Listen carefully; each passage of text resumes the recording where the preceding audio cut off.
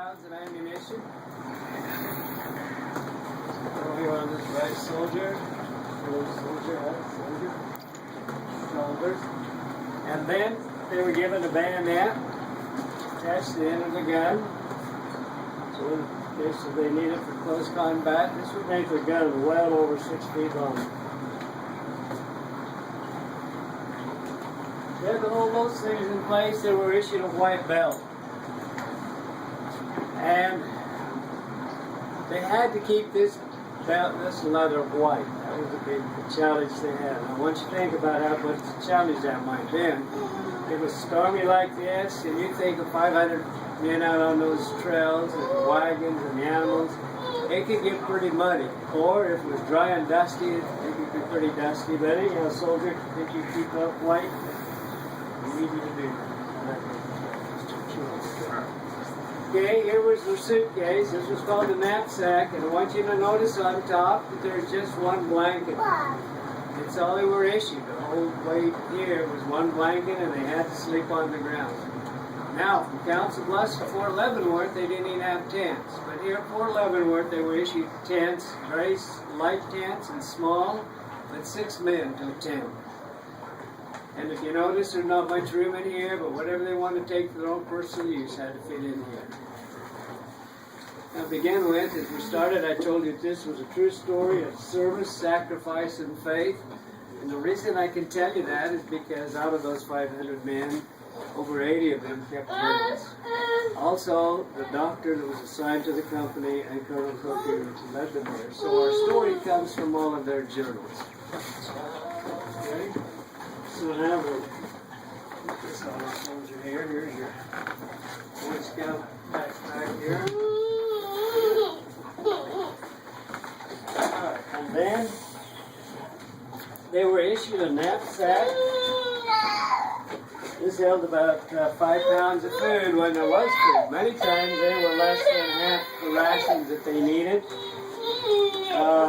One of the staple things they had for the food was this. It was called hardtack. This contained flour and salt. It was made out of flour and water. We'd salt that to keep it dry. There's one be easy on your cheek of that soldier.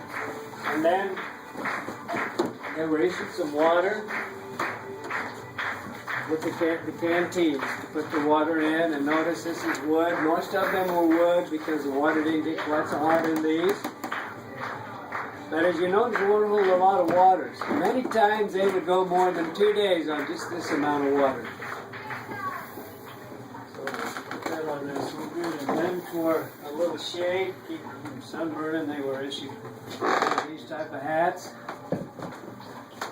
And then they were issued the rifle, which was an 1816 flintlock musket. It would take a little over 20 seconds to load those and to get a shot off. To give you an idea what these feel like, each one would just kind of grab that quickly and pass it around. So when they got all of their equipment on here, they were carrying 40 to 50 pounds of weight. Now they're walking all the way. They don't ride. Many times they'd have to help the animals push the wagons, pull the wagons through the deep sand or up over the mountains.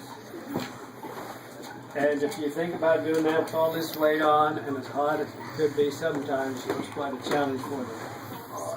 I guess sometimes let you know when it came to eating, sometimes when they were short of rations, they would literally have to kill some of the oxen that was pulling their wagons. When the oxen got so wore out they couldn't pull anymore, they would have, that was where they would get some of their food that they needed to eat. For the old oxen, they just wore out.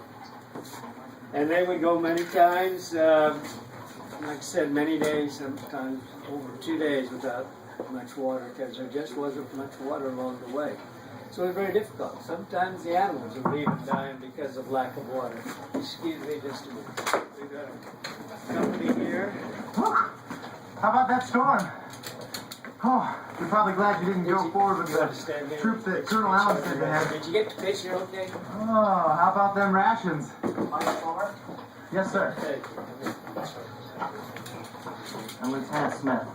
You're aware Sir Llewellyn's fallen ill. Unfortunately, sir. Well, he has asked that I take command of the battalion until he's able to join us. Yes, sir. And I would like you to stay on as my aide. Yes, sir. Good. We're to catch up with General Kearney on the Santa Fe Trail, so I've ordered the rest of the battalion to move out immediately. Yes, sir. I'll be needing your assistance with the other officers at headquarters. Yes, sir. We better get going. Well, we'll thank our soldier for volunteering. Looks like he's given out already on us, so he's quit. Well, just to remind you that from Council Bluff to Fort Leavenworth, it was really a difficult challenge for us. Seriously, it was. So humid and hot. They just left their families not knowing what was going to happen to them and not even knowing for sure what they had ahead of them. But from Fort Leavenworth here to Santa Fe, it gets even much more difficult, a little over 700 miles. We're going to catch up with General Kearney on the Santa Fe trails. The one in here enjoyed it. Sit on the box in here, whichever you like to sit on.